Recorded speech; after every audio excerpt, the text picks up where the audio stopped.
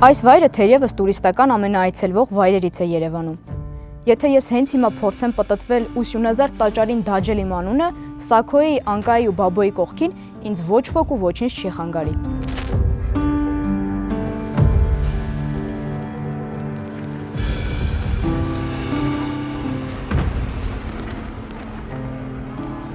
Հոկտեմբերի 10-ից 12-ը մեծ շուկով նշվեց Էրեբունի Երևան տոնակատարությունը։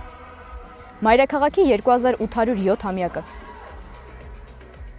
Ամեն տարի հսկայական գումարներ է ծախսվում այս տոնի վրա։ 2025 թվականին հատկացվել է մոտ 755 միլիոն դրամ, 332 միլիոն դրամի պայմանագիր է կնքվել Factory Production SPA-ի հետ։ Իսկ ինչքան գումար է պետք այս տոնի ամենահին խորհրդանշի՝ Էրեբունի ամրոցի տեխնիկական վերազինման եւ վերականգնման համար։ Իմ ունեցած տեղեկություններով, իմ ունեցած հավաստիացումներով մենք հարցը ստեղ ֆինանսը չի, ֆինանսի խնդիր չկա ամրոցի ինչ-որ հատված, եթե մենք պատրաստ լինենք, ասում եմ, նախագծից, նախահաշվից, մասնագիտական խորհրդից, այդ ամեն թղթաբանական հարցը, մասնագիտական հարցը եթե պատրաստ լինի, մենք ռեսուրսի խնդիրը չի ստեղծվում, այստեղ զուտ ժամանակի եւ մասնագիտական վերլուծության հարց է։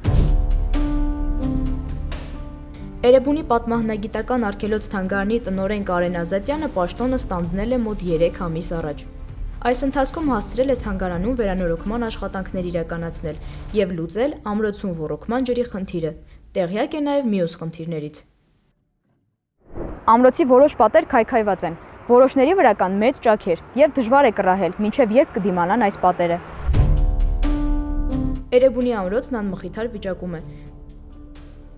Նախասրահի պատերին, Խալ Դաստծո տաճարին, Սյունազարդ սրահի պատերին վանդալիզմի նշաններ են։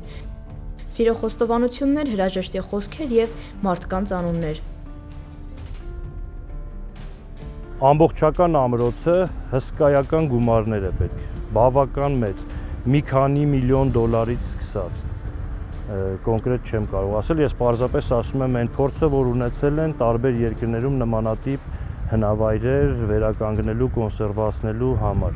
բայց պետք չի միանգամից մտնել այդ ծանրության տակ, քանի որ նախ ունենք մենք մասնագիտական կազմի ներգրավելու հարց, լինի Հայաստանից, լինի արտերկրից, երկրորդը պետք է մաս անել, որ հասնել այդ արդյունքն ունենալ։ Քաղաքապետարանից հարցրել էինք, թե 2019 թվականից ինչ նորոգման կամ վերականգնման աշխատանքներ էին կատարել Էրեբունի ամրոցում։ Մոտ 1 ամիս անց մեզ պատասխանեցին։ Էրեբունի պատմահնագիտական արգելոց-թանգարան հողակում, մասնավորապես Էրեբունի ամրոցի տարածքում, բացառությամբ ամրոցի արտաքին լուսավորության արդիականացման աշխատանքների շինարարական աշխատանքներ չեն իրականացվել։ Ամրոցում խնդիր եմ տեսնում պարիսպների որոշակի հատվածների ամրակայման, արահետների նորոգման, բարեկարգման կարիք կա, որը հնարավոր է արագ, կոնկրետ արահետների պահ հնարավոր է արագ իրականացնել։ Հսկողության հարց կա ամրոցի, ամենաուղիղ ճանապարհը տեսանկարահանման սարքեր տեղադրելն է։ Հուշարձանի ամբողջ տարածքը 30 հեկտար է, իսկ ամրոցի տարածքը 3 հեկտար։ Աշխարհում չկա նմանատիպ հուշարձան, որ հսկելու համար 20 հոգի մարդներ չկա։ Հիմա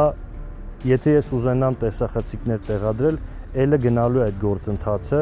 մի քանի ամիս, որովհետև ցանկացած տեսախցիկ ամրացնելու համար, հուշարձանի տարածքում ցանկացած միջամտություն անելու համար էսքիզ է պետք, հողի շերտին են կպնելու, չեն կպնելու,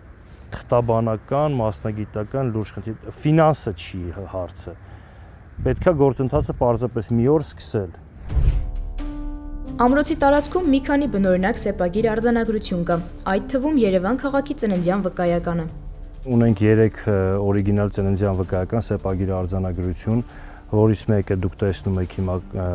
ձեր աչքի առջև։ Նախատեսվում է ոչ միայն ծննդյան վկայականը, այլ ամրոցի տարածքում գոյություն ունեն տարբեր արձանագրություններ նվիրված Խալդի տաճարի կառուցմանը, Սուսի տաճարի կառուցմանը, որոնք մյուս տարի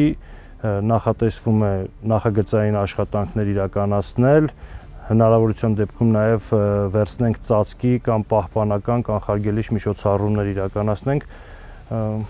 Աստվածչանի հետագա մարդկային գործոնի կամ այլ գործոնի ազդեցությունից վնասից խուսափելու համար։ Այս տարի Էրեբունի պատմահնագիտական արգելոց-թանգարանն ընդգրկվել է ՅՈՒՆԵՍԿՕ-ի պատմամշակութային հուշարձանների նախնական շարքում, որպես Երևանի ուրարտական ժառանգություն։ Հիմա արդեն այս գրածն էլ է պատմության մաս դառել, նկարած, փչացրած, անգամ հնարավոր է դա էլ է մոտեցման հարց, որոշակի հատված թողել, որ սենց բան էլ է եղել, էդ էլ է մոտեցման հարցը։